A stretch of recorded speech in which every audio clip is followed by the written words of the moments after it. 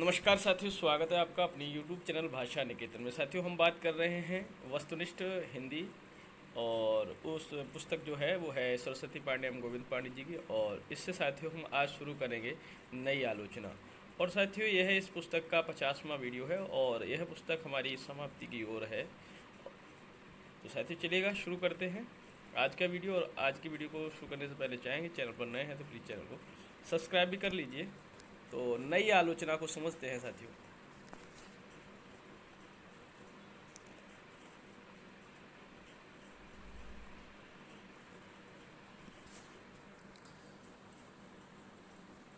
New criticism, नई आलोचना माने न्यू क्रिटिसिज्म शब्द का प्रथम प्रयोग सन 1911 ईस्वी में कोलंबिया विश्वविद्यालय के प्रोफेसर स्पिनगर्न ने किया था। किसने? स्पिनगर्न ने। कब? 1911 में। न्यू क्रिटिसिज्म शब्द की सर्वप्रथम परिभाषा जॉन क्रोरैंसम ने अपनी पुस्तक द न्यू क्रिटिसिज्म 1941 की भूमिका में दी। आलोचना के क्षेत्र में न्यू क्रिटिसिज्म का सूत्रपात टी.एस. इलियट और I.A. रिचर्ड्स ने से माना जाता है। आलोचना के क्षेत्र में न्यू क्रिटिसिज्म का जो सूत्रपात है वो किससे माना जाता है? इलियट और रिचर्ड्स के द्वारा। नई आलोचना को रोमांटिसिज्म के विरुद्ध एक नए क्लासिकल पुनरुत्थान नव अभिजात्यवाद के रूप में देखा जाता है। जो नई आलोचना है उसको रोमांटिसिज्म के विरुद्ध एक नए क्लासिकल पुनरुत्थान नव अभिजात्यवाद जिसे कहेंगे उसके रूप में देखा गया है। नई आलोचना में विभिन्न शब्दों के प्रवर्तक निम्न हैं। देखिए, नई आलोचना में अंतर विरोध जो है उसको क्विंथ ब्रुक्स ने कहा है। तनाव नई आलोचना में एलन टेंट का है शब्द। अनेकार्थता जो है वह है विलियम एम्सन का शब्द है। विरोधाभास रॉबर्ट पेन वॉरेन का शब्द है। विडंबना और विसंगति जो है वो क्विंथ ब्रुक्स का है। आपसे पूछा जा सकता है कि नई आलोचना के शब्दों में जो शब्द दिए हैं इन शब्दों में कौन सा शब्द सुमेलित नहीं है, तो इन्हीं में दे देंगे। तनाव एलन टेट, अनेकार्थकता विलियम एम्सन, विरोधाभास रॉबर्ट पेन वॉरेन और विडंबना और विसंगति को क्विंथ ब्रुक्स देते, तो यही असंगत हो जाता है। इस तरीके के सवाल बन सकते हैं क्योंकि विडंबना और विसंगति किसका है? क्विंथ ब्रुक्स का। तो ये शब्द जो है उनके प्रवर्तक भी पूछे जा सकते हैं।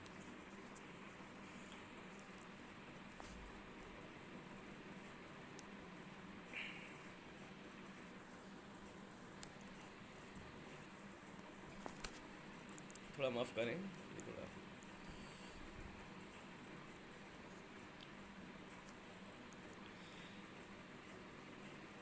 नई आलोचना से संबंधित प्रमुख आलोचक एवं उनकी कृतियां इस प्रकार हैं। बात करते हैं सबसे पहले फ्रैंक रेमंड लीविस। इनकी जो रचनाएं हैं, पहली है न्यू वियरिंग्स इन इंग्लिश पोएट्री 1932 की है। Revolution tradition and development in English poetry 1936 की है। द ग्रेट ट्रेडिशन 1948 का है। अन्ना केरेनिना एंड अदर एसेज 1967 का है। डिकेंस द नावलिस्ट 1970 और द कॉमन परसूट 1952। तो ये फ्रैंक रेमंड लीविस की रचना है, आप इनको नोट कर लें। अगला है मिडल्टन मरी। इनकी पुस्तक है, इनकी रचना है the problem of style 1922। J.V. Krutch की है the modern temper. Lionel Trilling की है the modern element in modern literature. Ezra Pound की रचना है ABC of reading. William Empson की रचना है 7 types of ambiguity. John Crowe Ransom की रचना है God without thunder 1930, the world's body 1938। Allen Tate की रचना है on limits of poetry 1948, the forlorn demon 1955। R.P. ब्लैकमर की रचना है language is gesture 1952। Lion and the honeycomb 1956। Kenneth work की रचना है ए ग्रामर ऑफ मोटिक्स 1948। परमनेस एडेंस स्टेज। क्वीन की रचना है द वेल रॉट अर्न 1947। नई आलोचना के लिए प्रारंभ में सौंदर्य परक रूपवाद या ईस्थेटिक फॉर्मलिज्म और विश्लेषणात्मक आलोचना जैसे नाम सुझाए गए। नई आलोचना से संबंधित प्रमुख पत्रिकाएं निम्न हैं। पत्रिका है द क्राइटेरियन 1922, संपादक हैं टी.एस. इलियट। पत्रिका है स्क्रूटनी 1932 और संपादक हैं एफ.आर. लीविस। पत्रिका है द फ्यूजिटिव और इसके संपादक हैं जॉन क्रो रैनसम। अब बात आती है विविधवाद। सबसे पहले उसमें बात करेंगे उत्तर आधुनिकतावाद। शब्द अंग्रेजी पोस्ट मॉडर्निज्म का हिंदी पर्याय है। उत्तर आधुनिकतावाद की अवधारणा की उत्पत्ति के संबंध में दो मत प्रचलित हैं।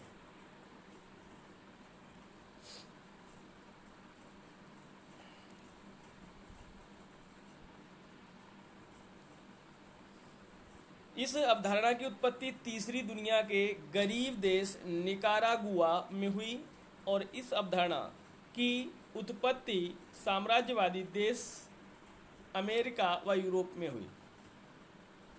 प्रथम मत क्या है? मलय चौधरी के अनुसार स्पेनिश कवि फेदेरिको द वेनिस ने अपने कविता संग्रह आंतोलेजिया द ला पोएजिया एस्पेनोला ए हिमापा नोमारिकाना की भूमिका में सर्वप्रथम पोस्ट मॉडर्न की व्याख्या की।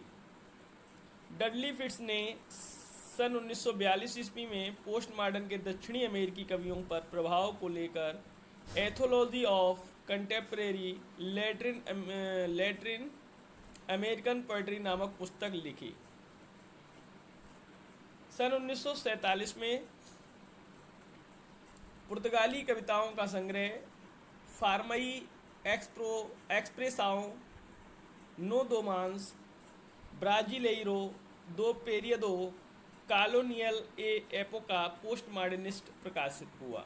ये थोड़ा कठिन शब्दावली है लग रही है, याद करना थोड़ा है, तो इसको बार बार पढ़ेंगे, आ जाएगी समझ। दूसरा मत है सच्चे अर्थों में जियां फ्रांकोइस लियोतार को उत्तर आधुनिकतावाद का जनक माना जाता है। किसको? जियां फ्रांकोइस लियोतार, या लियोतार याद कर लीजिए, लियोतार को उत्तर आधुनिकतावाद का जनक माना जाता है।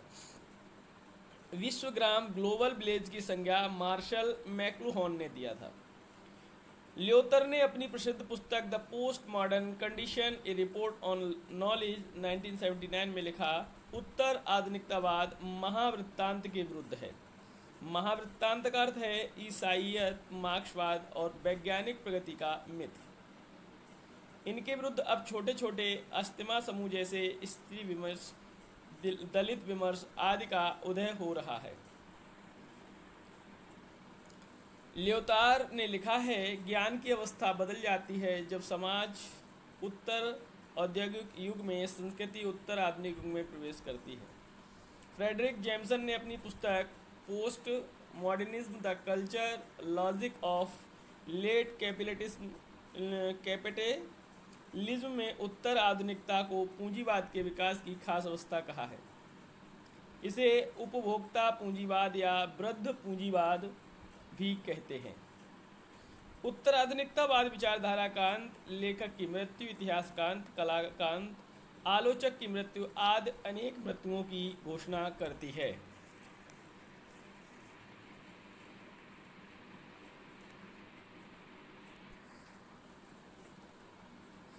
उत्तर आधुनिकतावाद की प्रमुख घोषणाएं निम्न हैं। घोषणाकर्ता और घोषणा। घोषणाकर्ता डैनियल बेल हैं और घोषणा है विचारधारा का अंत। जैक देरिदा घोषणा की है मनुष्य की मृत्यु। रोला बार्थ लेखक की मृत्यु। लाइन ड्रिलिंग लेखक का अंत। एडमंड बिल्सन परंपरागत शैलियों की मरती हुई विधाएं और इलियट ने उपन्यास का अंत। घोषणाकर्ता ने घोषणा जो दी हैं वो इस प्रकार हैं।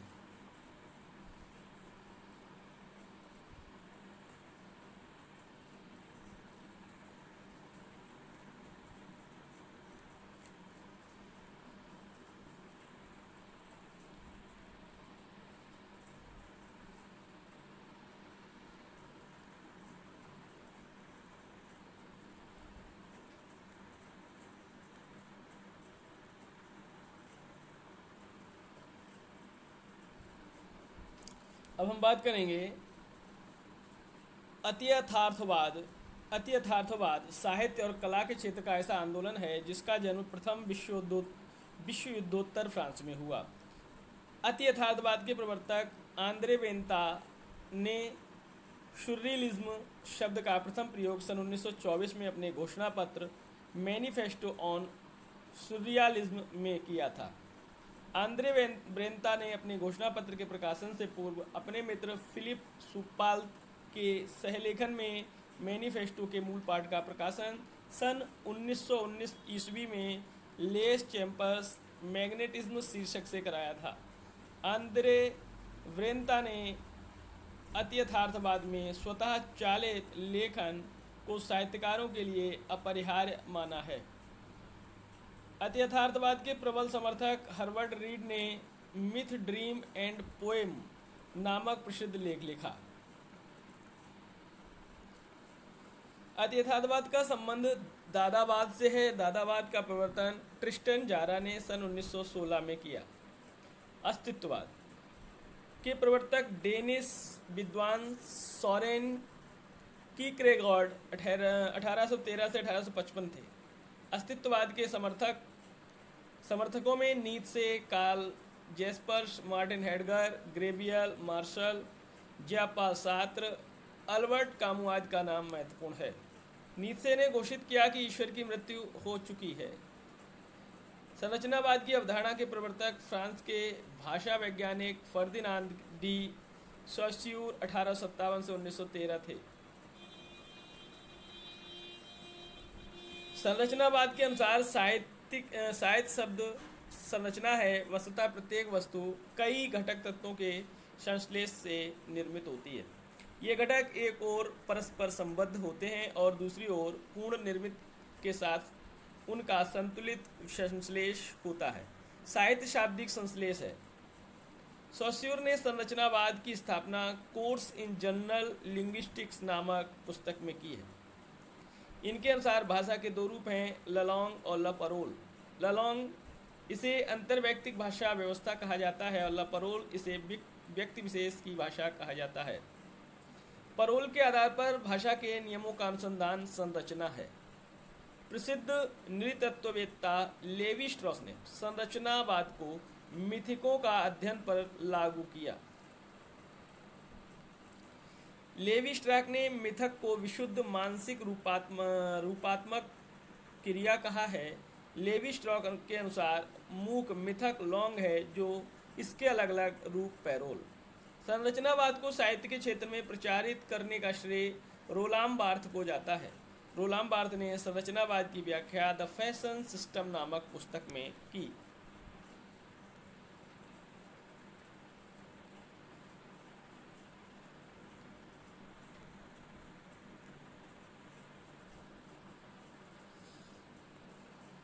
उन्होंने कहा कि हमें साहित्यिक कृति को एक विशिष्ट एकता से युक्त संपूर्ण संरचना रूप में देखना चाहिए। यह संपूर्ण रचना परत दर परत इतनी जटिल होती है कि इसे अंगभूत उपसंरचनाओं, ध्वनि, छंद, बिंब, पद विन्यास आदि के गुंफ के रूप में देखा जा सकता है।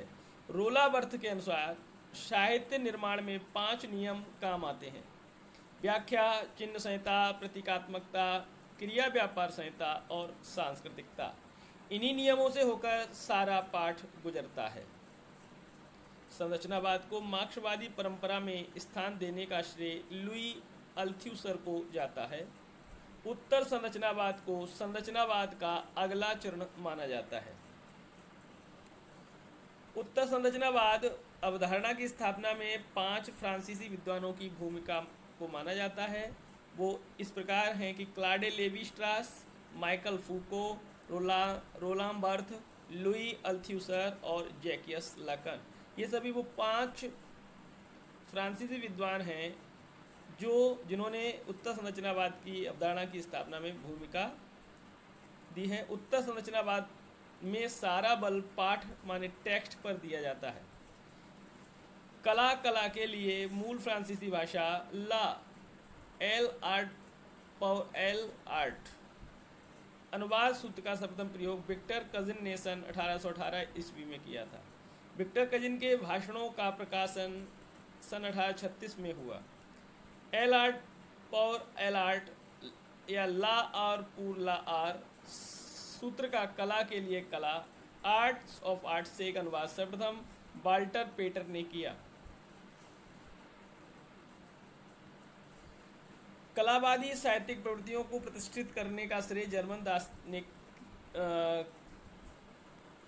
कांट, शेलिंग, गोथे और सिलर को जाता है। सौंदर्यवादी अथवा कलावादी प्रवृत्ति के सर्वप्रथम प्रभावकारी रचनाकार गाउटियर हैं। कला के लिए कला आंदोलन का प्रवर्तन करने वाले प्रमुख लेखक निम्न देशों में संबंधित हैं। फ्रांस के देखिए मदाम द स्टाल, थियोफिल गोतिये और पियरे शॉल बादलेयर और स्टाफेन मार्लमे। इंग्लैंड के जेम्स हिस्लर, ऑस्कर वाइल्ड, वाल्टर पेटर, कार्लाइल और एडमंड गूल्स। और अमेरिका के इमर्सन और एडगर एलन पो। कलावादियों की प्रमुख रचनाएं निम्नलिखित हैं।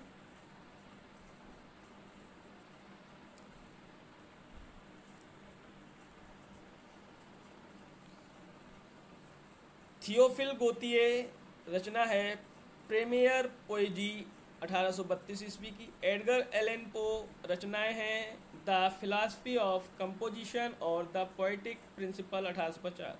बादलेयर रचनाएं हैं फ्लावर्स ऑफ द ईविल काव्य संग्रह।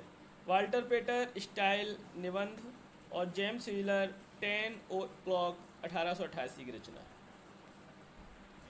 विभिन्न कलावादियों का कला के संदर्भ में की गई टिप्पणी निम्नलिखित है। कला की सत्ता राजनीतिक सामाजिक परिस्थितियों से स्वतंत्र तथा निरपेक्ष होती है। कला का शिल्प उसे स्वतः पूर्ण, श्रेष्ठ तथा मूल्यवान बनाता है। गोतिये, यह कथन गोतिये का है। कविता संदर्भ की लयात्मक सृष्टि है एवं उसका प्रभाव आत्मा का गहन और शुद्ध अन्यन है। यह है कथन एडगर एलन पो।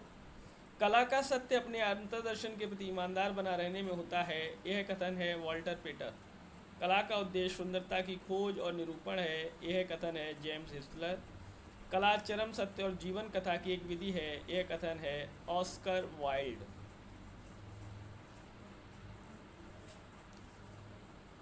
आलोचनात्मक यथार्थवाद की अवधारणा को सर्वप्रथम जॉर्ज लुकाच ने प्रस्तुत किया। जॉर्ज लुकाच की प्रसिद्ध रचनाएं निम्नलिखित हैं। The meaning of contemporary realism, study in European realism और द हिस्टोरिकल इत्यादि। जादुई यथार्थवाद शब्द अंग्रेजी शब्द मैजिक रियलिज्म का हिंदी पर्याय है।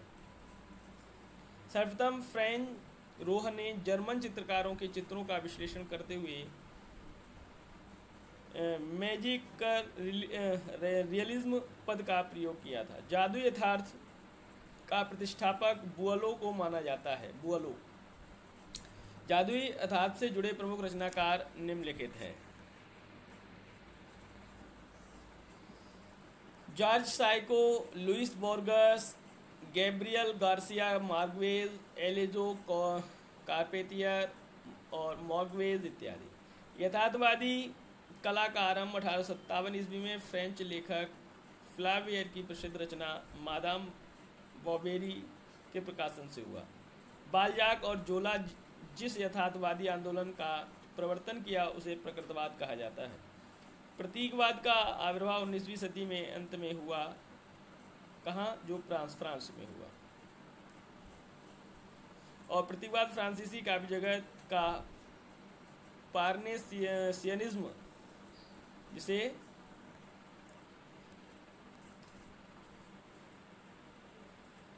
अब देखते हैं। आचार्य रामचंद्र शुक्ल ने लिखा है, इन पार्नेसियनों के पीछे सन 1885 ईस्वी में प्रतीकवादियों, सिवालिस्टिस या डिकेटेंट्स का एक संप्रदाय फ्रांस में खड़ा हुआ है, जिसने अनूठे रहस्यवाद या भावोन्मादमयी भक्ति का सहारा लिया। फ्रांस में प्रतीकवाद के पुरस्कर्ता वादलेयर माने जाते हैं। सन 1886 ईस्वी में कवि जीन मारियास ने फिगारो नामक पत्र का प्रकाशन आरंभ किया, जिसमें प्रतीकवाद का एक घोषणा पत्र प्रकाशित किया गया। इंग्लैंड में प्रतीकवाद का प्रवर्तन विलियम बटलर येट्स ने किया है। प्रतीकवादी आंदोलन को विकसित करने वाले प्रमुख लेखक हैं या निम्नलिखित देशों से संबंधित हैं? फ्रांस से कौन कौन हैं? Charles Baudelaire, Paul Verlaine, Arthur Rimbaud, Stephane Mallarme. England के हैं George Moore, Oscar Wilde, Arthur Symons, Ernest Dowson. Germany के स्टीफन जॉर्ज और अमेरिका के एमी लॉवेल। प्रतीकवादियों ने चार्ल्स बादलेयर की कविता कार्सम पॉन्टेज सादृश्य को अपना घोषणा पत्र माना है। चार्ल्स बादलेयर को फ्रांस का प्रथम कवि भी माना जाता है। बिंबवाद का उदय 20वीं सदी के प्रारंभ में कुछ अमेरिकी और अंग्रेजी कवियों के सहयोग से आरंभ हुआ। बिंबवाद के प्रवर्तक टी.ई. ह्यूम माने जाते हैं। आचार्य रामचंद्र शुक्ल ने एफ.एस. फ्लिंट को इसका प्रवर्तक माना है। इमेजिज्म का बिंबवाद की संज्ञा सर्वप्रथम इजरा पॉन्ड ने की थी। फ्लिंट ने सन 1913 में पोएट्री पत्रिका में बिंबवाद के 3 सिद्धांतों की घोषणा की। विषयगत या विषयीगत वस्तु का प्रत्यक्ष चित्रण, दूसरा है जो चित्र विधायक ना हो उस शब्द का बहिष्कार, और लय से युक्त संगीत योजना। प्रमुख बिंबवादी आलोचक निम्नलिखित हैं। Richard Aldington, Hilda Doolittle, D H. Lawrence, William Carlos, William John Fletcher, Amy Lowell. T E. Hulme की महत्वपूर्ण रचना का नाम स्पेक्यूलेशंस है। मिथिक यूनानी शब्द मिथोस से बना हुआ है जिसका अर्थ है मुंह से निकला हुआ। मिथकीय समीक्षा का प्रवर्तक नार्थप फ्राई को माना जाता है। युंग ने बिंब को आर्कटाइप या आद्य बिंब नाम दिया।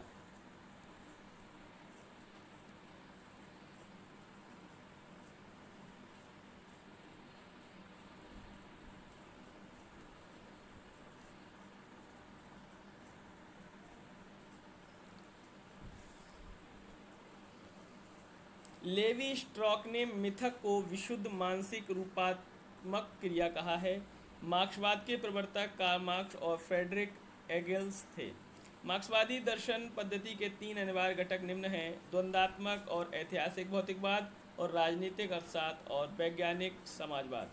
मार्क्सवाद आलोचना के प्रमुख समीक्षक निम्नलिखित हैं: Lukacs, Lenin, Mao Tse tung, Gramsci, Caudwell, George Thomson, Ernst Brecht, Bloch, Benjamin Goldmann, Adorno आदि। मनोविश्लेषणवाद के प्रवर्तक सिगमंड फ्रायड माने जाते हैं। फ्रायड के मनोविश्लेषणवाद में प्रयुक्त होने वाले प्रमुख शब्द हैं उपहम, अहम, पराहम, लिबिडो, चेतना इत्यादि। फ्रायड के प्रधान शिष्य निम्न हैं: अल्फ्रेड एडलर और कार्ल गुस्ताव यूंग। फ्रायड के मनोविश्लेषणवाद का साहित्य में प्रथम आलोचनात्मक प्रयोग जेम्स शेक्सपियर के हैमलेट की आलोचना के माध्यम से किया गया है। रूपवाद एक प्रकार का कलावादी आंदोलन है जो 20वीं सदी के दूसरे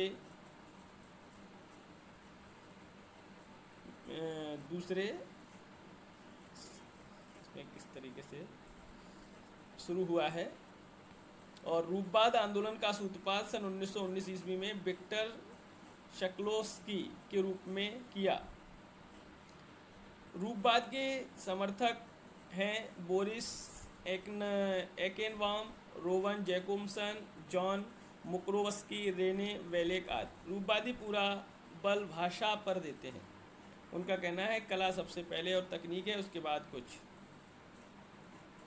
रूपवादियों के 2 केंद्र रहे हैं: भाषिकी 1915 मॉस्को और पीटर्सबर्ग आपका। विखंडनवाद के प्रवर्तक जॉक देरिदा माने जाते हैं। तो साथियों, जॉक देरिदा के जीवन वृत्त के साथ हम अगली वीडियो में शुरुआत करेंगे। तो आज के लिए बस इतना ही। तो फिर मिलेंगे अगली वीडियो में, तब तक के लिए नमस्कार, धन्यवाद।